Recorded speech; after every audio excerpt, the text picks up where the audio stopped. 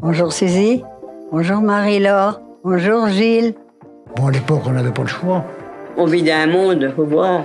On peut pas tout dire, hein. C'est comme ça. C'est la vie. Parce que pour comprendre le monde qui nous entoure, il faut comprendre le monde duquel on vient. Vous entendrez ici des portraits qui retracent la vie de nos aînés. Je suis Capucine Jacob et vous écoutez Entre-temps, un trait d'union entre hier et aujourd'hui, un espace de parole où le passé est raconté par ceux qui l'ont vécu, et vous allez voir, c'est passionnant. Est-ce que vous croyez que le monde va mieux? Je ne sais pas. Vous m'en demandez trop. Le portrait que je vous propose aujourd'hui est celui de Toussaint. L'homme qui se cache derrière ce beau prénom est un homme à l'ancienne, mais dans le bon sens du terme. Toussaint a des valeurs, il est galant et expose les choses avec sincérité et sérieux. Je me souviendrai d'ailleurs longtemps de ce témoignage généreux, de notre discussion autour de sa famille, des petits poussins ou encore de l'apprentissage du morse. Alors, trêve de suspense, je vous laisse découvrir à votre tour cette belle histoire où se mêlent malice, labeur et amour. Bonne écoute!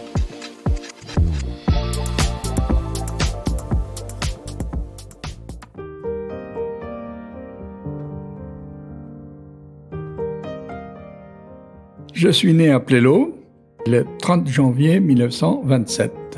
Et je m'appelle Toussaint parce que le frère de mon père, il est parti le 4 août et le 20, il était mort à la guerre de 14.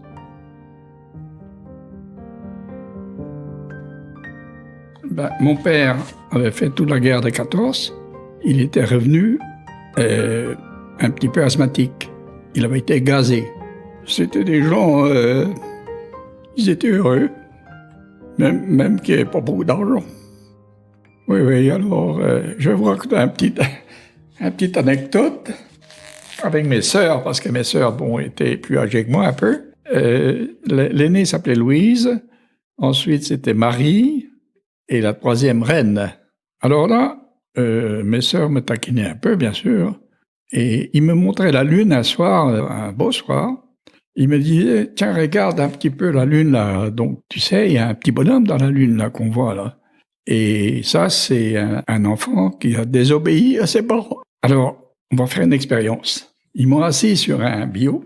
Ils m'ont dit de regarder la lune. Mais, par précaution, Marie me tenait d'un côté et Reine de l'autre. Bon, l'expérience n'a pas marché parce que je ne suis pas parti dans la lune.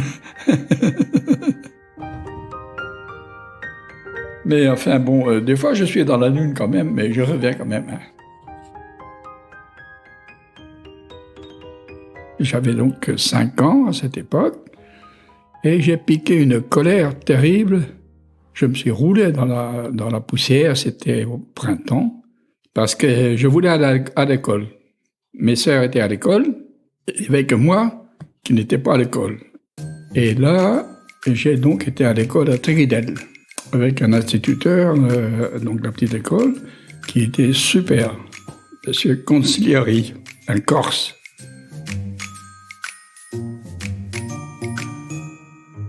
J'ai passé ma petite école sans problème. Je ne me rappelle pas que j'avais eu des difficultés pour apprendre à lire, écrire, compter. J'apprenais tout ce que je voulais. Alors j'ai été au certificat à 11 ans et demi. Et ça s'est très bien passé, bien sûr. Alors, j'avais un cousin à mon père qui était religieux, un père mariste. Il n'a pas oublié de me récupérer. J'avais des facilités d'études, des grandes facilités. Et on discutait beaucoup à l'école. Il y avait un jeune qui avait obtenu son baccalauréat. Mais c'était gratuit, quoi. Moi, personnellement, mes parents ne payaient pas non plus, ils ne pouvaient pas payer. Alors, on était un petit peu révoltés parce que ce gars-là, il était parti sans même dire merci. Alors, du coup, moi, j'étais révolté et aux vacances de Pâques, je ne suis pas retourné à l'école. Je suis retourné chez nous à la ferme. Évidemment, c'était un grand tort, quoi, mais c'était un jugement de gosse que j'avais, quoi.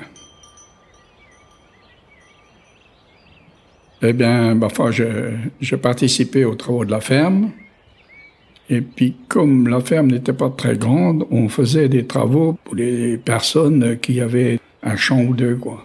Il y avait beaucoup de marins, et la femme tenait une vache ou deux, puis 1 hectare de terre ou deux, quoi. Alors, il fallait quelqu'un pour faire les travaux, et on faisait les travaux pour ces gens-là. Et voilà, ça s'est passé comme ça, tranquillement, jusqu'à l'âge de 17 ans, où c'est qu'il y a eu un drame, quoi.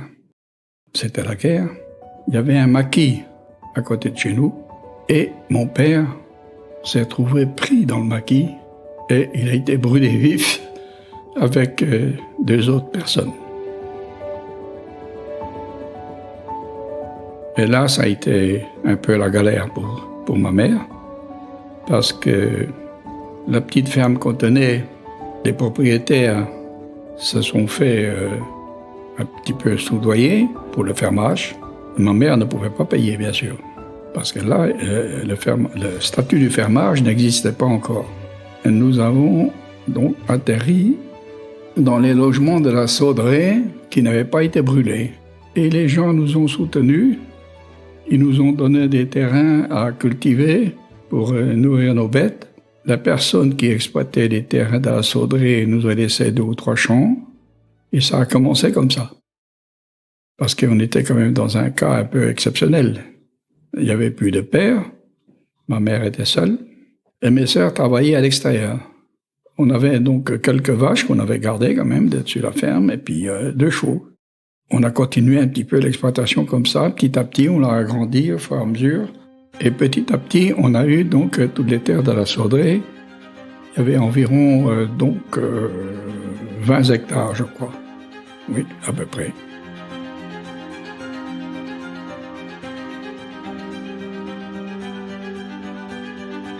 Et donc j'arrive à 20 ans. Il y a une petite parenthèse quand même là, c'est que j'ai fait mon service aussi. Alors que je n'aurais pas dû le faire. Parce que mon père a été mort pour la France. J'étais soutien de famille, si vous voulez. Mais bon, on m'a appelé, j'ai demandé Madagascar et on m'a envoyé au Maroc. Donc me voilà parti au Maroc, où c'est que je me suis bien débrouillé.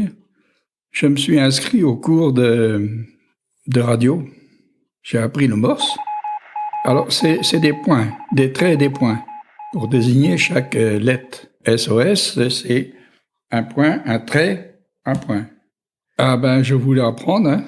Oui, ben, j'avais quand même des intentions un petit peu de promotion, si vous voulez. Oh. J'ai fait 6 mois au Maroc, comme ça. J'ai assuré la garde du sultan. On a passé 15 jours à Rabat. C'était la fête tous les jours.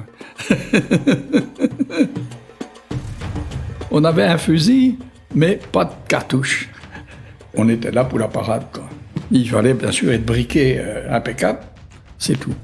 Mais enfin, nous, on était heureux. Il y avait de la bière à volonté, tout ce que vous voulez.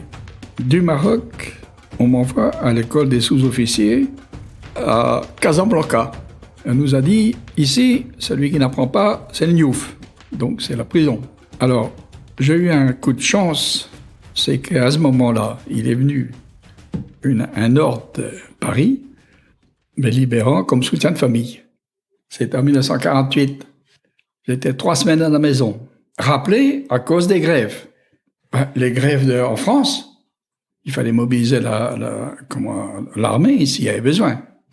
Donc, allez, rappelé à Saumur. Là, c'était la vie de David Pacha. Moi, j'étais radio, il n'y avait pas de professeur. Alors, en tant que radio, vous ne savez pas ce que je faisais? J'allais bricoler à la menuiserie pour les officiers. Des étagères, un truc comme ça. Puis après, j'allais les placer chez eux. Et puis, on prenait une petite fillette, quoi. Hein. La fillette, c'est une bouteille de vin blanc. Et alors, ça a duré quand même 7 mois. J'ai été nommé brigadier, vu mes services, juste avant d'être libéré, définitivement cette fois-là.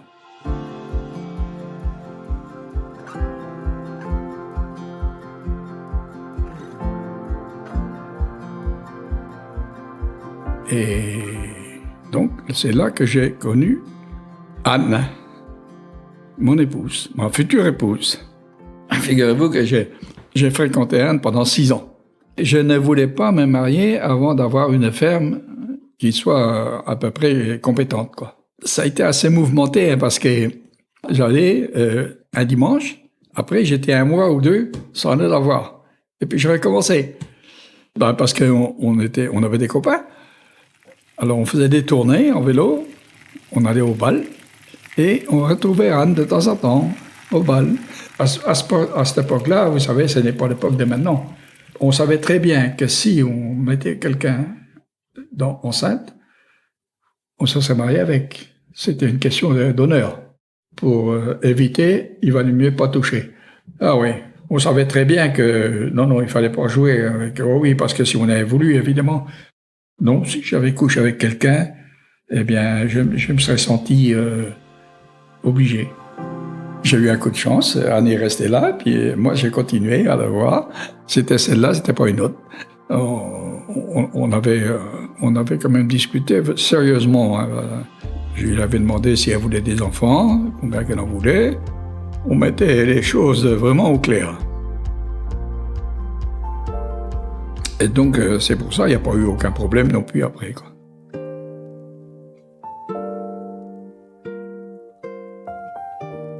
Je me rappelle un fait, donc elle avait une sœur, qui existe toujours d'ailleurs, Marie-Thérèse. Et figurez-vous qu'à la noce, au repas du midi, il y avait des petits pois. D'un côté, j'avais Marie-Thérèse, de l'autre côté, j'avais Anne. Eh bien, ça a été vraiment la bagarre pour manger des petits pois. Parce que dès que je voulais prendre un petit peu, un coup de coude avec à droite et un coup de coude à gauche. Eh ben, j'ai eu du boulot. Hein.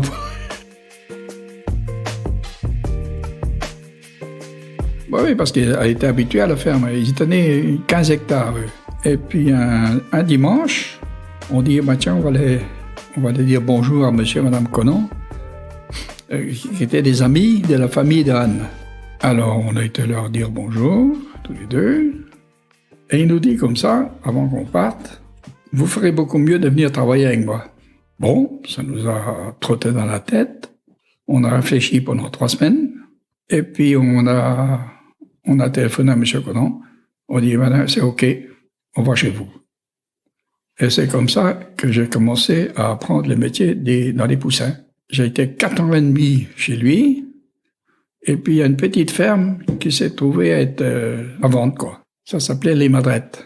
Alors, Anne m'a dit comme ça, les Madrettes, jamais je n'achèterai ça. Parce qu'il n'y a rien que des coquelicots et des fleurs jaunes dans les terres, quoi. Figurez-vous, 3 semaines après, Anne me dit, on va acheter les Madrettes. Et on a commencé à faire des poussins. En quelques mots, je vais vous expliquer le processus. On a démarré les poussins. On appelle démarrer, c'est-à-dire qu'on a commencé à les élever. Et on a commencé à les vendre sur les marchés. On a commencé avec 2 chevaux. Et ben, on mettait tout ce qu'on pouvait dedans. Et puis, mais à ce moment-là, c'était pas des grosses quantités. Hein. Et les marchés, c'est comme ça se passait.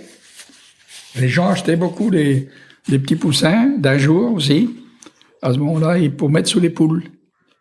Ça se vendait pas mal, les petits poussins d'un jour. La poule chauffait ses petits poussins. Ils grandissaient comme ça, ça leur faisait du poulet. Et alors, arrivé donc à 55 ans, notre fils était technicien dans les poulets chez Tilly, abattage des poulets. Et alors, on lui a dit, écoute, donc voilà les comptes. Nous, on a marre. Si tu veux, tu reviens à prendre l'affaire ou nous, on abandonne. Donc, le fiston a pris notre suite.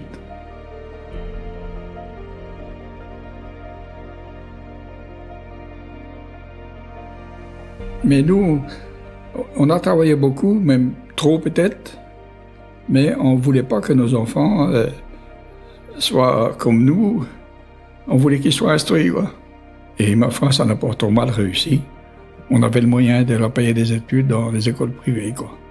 J'admets que on a un peu trop penchés pour le travail, quoi. Mais on était obligés, parce qu'on voulait que ça marche. Et puis, une fois qu'on est dans l'engrenage, on est obligé de continuer. On s'en plaint pas, hein, puisque n'importe comment, on est encore là. Donc, le travail ne tue pas. Je me dis qu'il faut être optimiste. Hein. Je ne comprends pas des gens qui se lamentent toujours. Mais enfin, ils ont raison des fois de se lamenter, mais ça n'avance pas à grand-chose. Un conseil, d'abord, travailler à l'école. On n'a rien sans travail. Que ce soit à l'école ou ailleurs, il faut quand même travailler. C'est pas rigolo la vie.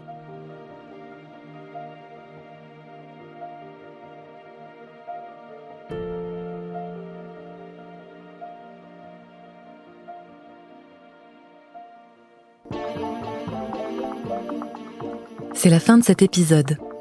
Merci à Martin Poujon pour le mixage de ce récit de vie.